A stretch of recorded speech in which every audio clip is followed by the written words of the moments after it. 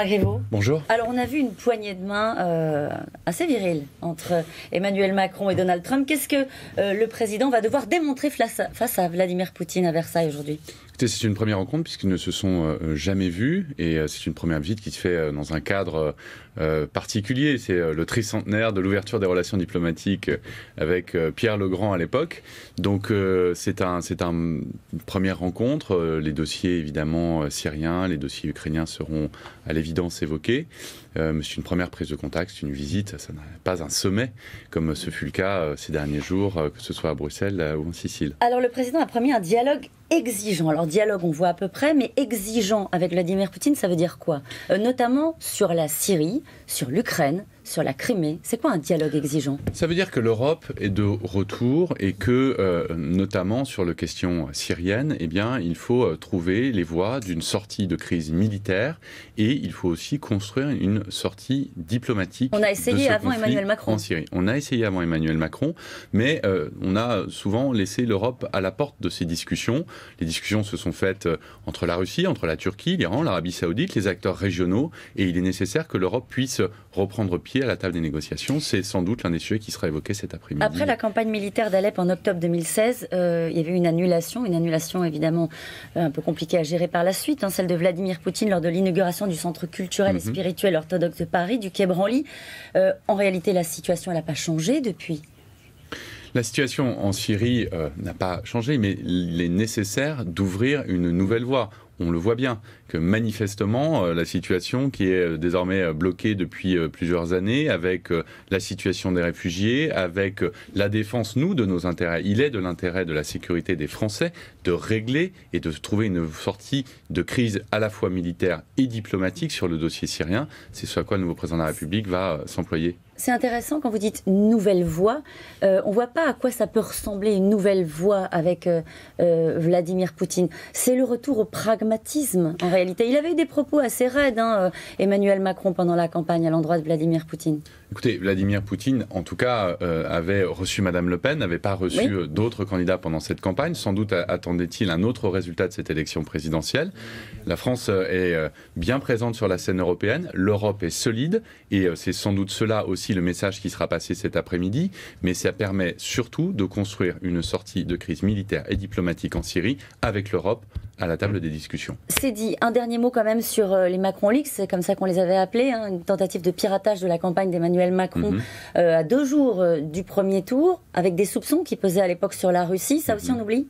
Écoutez, vous savez, il faut se tourner vers l'avenir, mais il est évident que cette campagne a été marquée à la fois par la présence de médias financés par le gouvernement russe, que ce soit Russia Today ou Sputnik, qui ont fait une campagne ouvertement allant à l'encontre d'Emmanuel Macron et parfois relayant des informations de nature diffamatoire ou calomnieuse.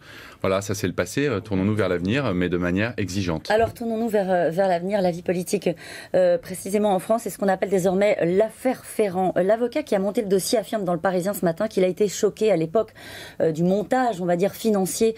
Il considère que c'est une façon de s'enrichir sur le dos de la mutuelle. Ça devient compliqué à gérer, l'affaire Ferrand. François Baroin dit la position va devenir très vite intenable. Est-ce qu'on n'y est pas déjà ? Écoutez, la dimension judiciaire du dossier est close. Donc il n'y a pas d'affaire. C'est un débat au mieux puisque et le parquet de Brest et le parquet national financier ont considéré que les éléments étaient insuffisants pour qu'ils puissent se saisir et ouvrir une enquête préliminaire.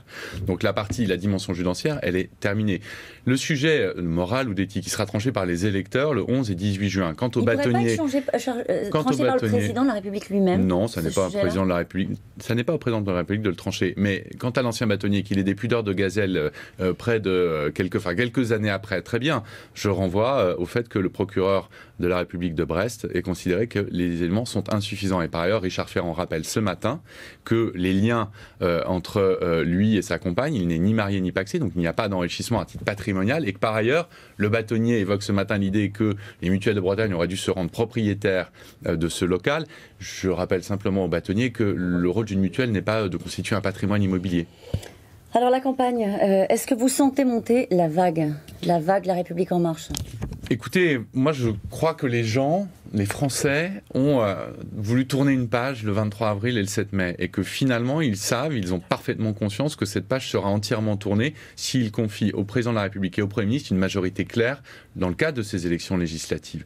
Donc oui, je crois que cette nouvelle géographie politique qui fait fi du clivage gauche-droite, eh bien, trouve un écho favorable et se poursuit. Et je sens plutôt une dynamique dans les rencontres qui sont les miennes, dans la circonscription où je suis candidat, mais aussi dans les retours que j'ai de candidats ailleurs dans le pays. Alors vous avez une nouvelle proposition, faire un petit bout de chemin avec François Baroin qui propose une sorte de covoiturage avec l'équipe Macron et avec La République En Marche. Quelle est votre réponse ? François Baroin a été le Premier ministre potentiel de Nicolas Sarkozy, puis de François Fillon. Désormais, il propose un covoiturage. Moi, je ne comprends pas quelle est la cohérence politique que propose François Baroin et la plateforme programmatique proposée par les Républicains dans cette campagne.